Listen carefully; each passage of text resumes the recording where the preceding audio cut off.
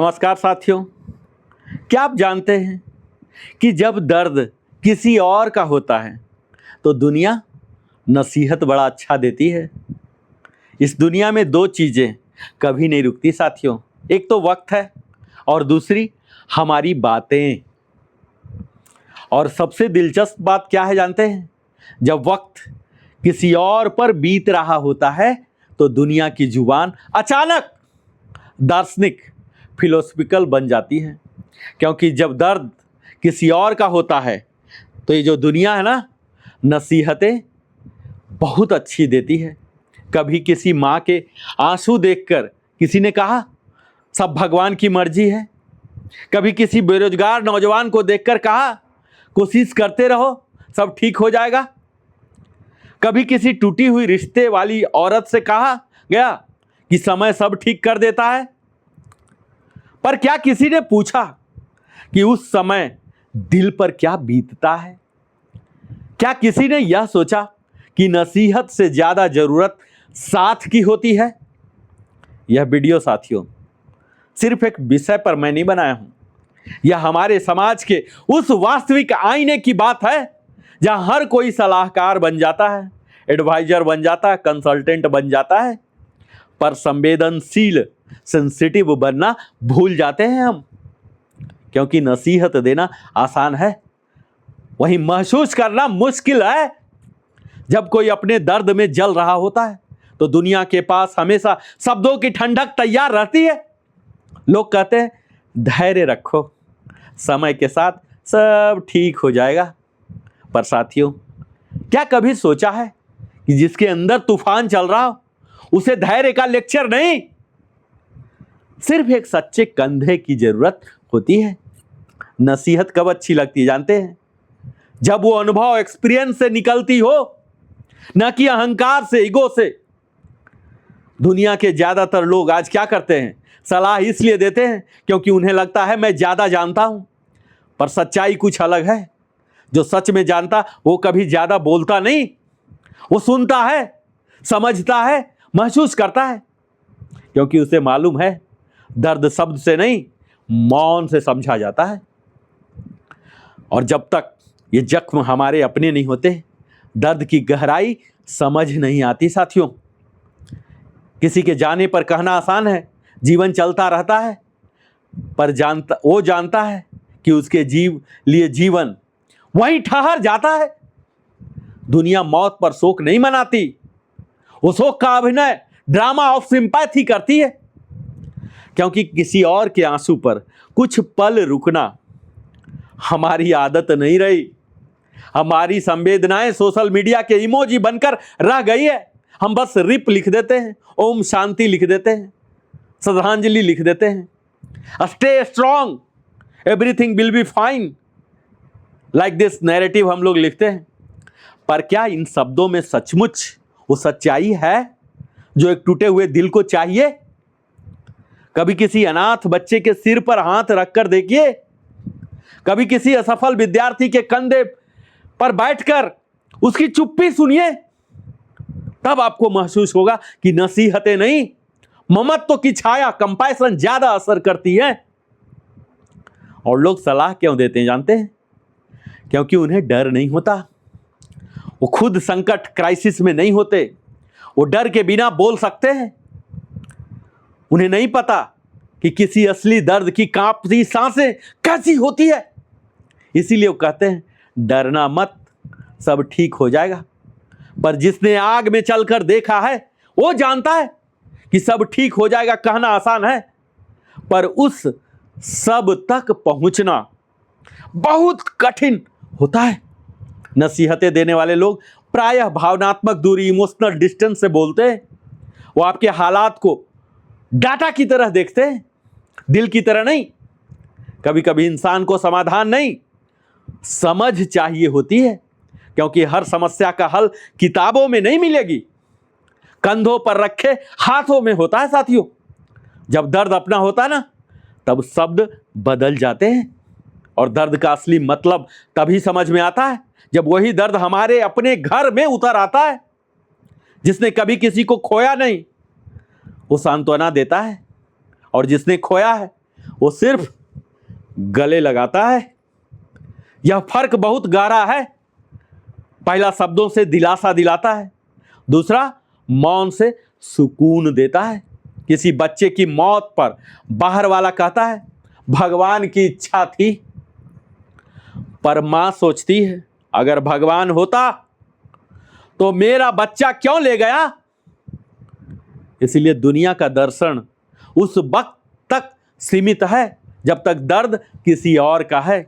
जैसे ही दर्द अपना हो जाता है वो दर्शन टूटकर दुआ में बदल जाता है। साथियों, हमारी सोसाइटी इनसेंसिटिव हो गई है, संवेदनहीनता आज घुस गई है और ये सबसे बड़ी बीमारी के रूप में उभर रही है।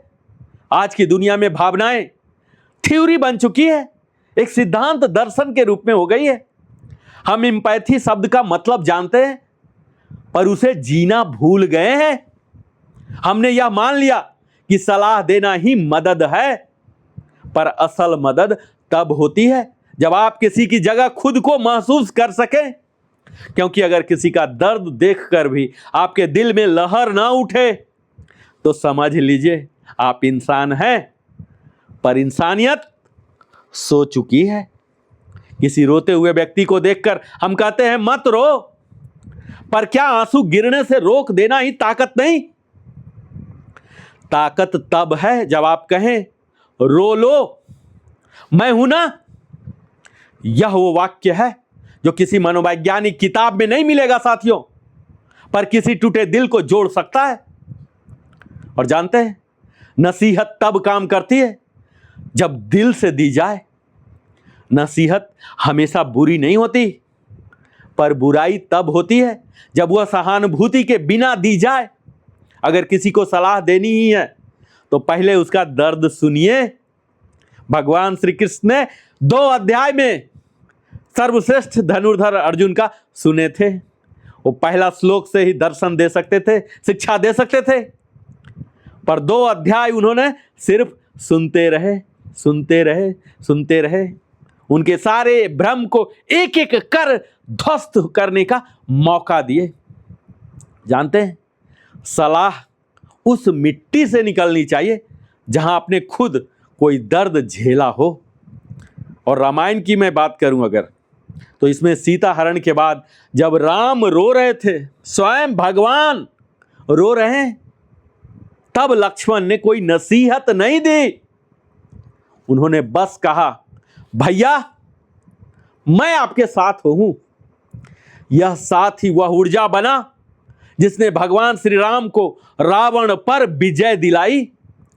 इसीलिए सच्ची नसीहत वह है जो साथ बन जाए, न कि भाषण बन जाए। साथियों, दूसरे को दर्द, उनके दर्द को समझना ही मानवता का शिखर है। भगवान बुद्ध ने कहा था सबसे बड़ा ज्ञान है दूसरे के दुख को समझना, पर आज हम दूसरे को दुख को कंटेंट बना देते हैं। कभी किसी के दर्द को सुनते ही तुरंत बोल पड़ते हैं। मेरे साथ भी ऐसा ही हुआ था। बस अपना कहानी बोलने लग जाते हैं, जो बोल रहा था बेचारे को बोलने का मौका ही नहीं देते। पर क्या हर कहानी की तुलना जरूरी है? कभी किसी की कहानी बस सुन लीजिए एक तरफा, कभी तो श्रोता बन जाइए, बिना तुलना, बिना समाधान, बिना नसीहत, बस दिल से सुन तो लीजिए। क्योंकि हर इंसान का दर्द यूनिक होता है। आपका अनुभव उसे समझने में मदद कर सकता है, पर उसके दर्द को कम नहीं कर सकता। जो सुन ले वो सबसे बड़ा वैद्य है साथियों, वही हीलर है। किसी ने बहुत सही कहा है, दुनिया में सबसे बड़ा इलाज सुनना है। जब कोई रोता है उसे तर्क नहीं चाहिए, उसे तालीम नहीं चाहिए, उसे चाहिए सुनने वाला। भगवान श्री कृष्ण ने अर्जुन को गीता तभी सुनाई जब अर्जुन ने कहा हे केशव, मैं दुर्बल हूं, मुझे मार्ग दिखाइए और ध्यान दीजिए। पूर्ण समर्पण की मुद्रा में अर्जुन आ गए थे और कृष्ण ने पहले उसकी स्थिति सुनी, गौर से सुनी, ध्यान से सुनी, फिर समाधान दिया। यही सच्ची नसीहत की कला है। हमें श्रीमद् भागवत गीता से सीखने की जरूरत है। पहले दिल से जुड़िए, फिर बुद्धि से बोलिए। हमें नसीहतों से ज्यादा जरूरत है नजरों की गर्माहट की। कभी आप सोचिए कि अगर किसी के रोने पर आप उसे गले लगा लें तो क्या वो नसीहत से ज्यादा नहीं संभलेगा? साथियों, मानवता की जड़ भावना है, पर हमने उसे तर्क से बांध दिया है। हम भूल गए कि इंसान पहले दिल है, फिर दिमाग है। इसीलिए अगली बार जब किसी को तकलीफ में देखिए ना, तो यह मत कहिए कि सब अच्छा हो जाएगा, बल्कि बस यह कह दीजिए, मैं आपके साथ हूं। और यही वाक्य जानते हैं, जादू मिरेकल करेगा, जो हजारों नसीहतों से भारी पड़ेगा। और सच्ची नसीहत जानते हैं, वही है जो व्यक्ति अकेला महसूस न कराए। नसीहत का उद्देश्य यह नहीं है कि आप यह साबित करें कि मैं सही हूं, बल्कि यह कि सामने वाला महसूस करे कि वो अकेला नहीं है।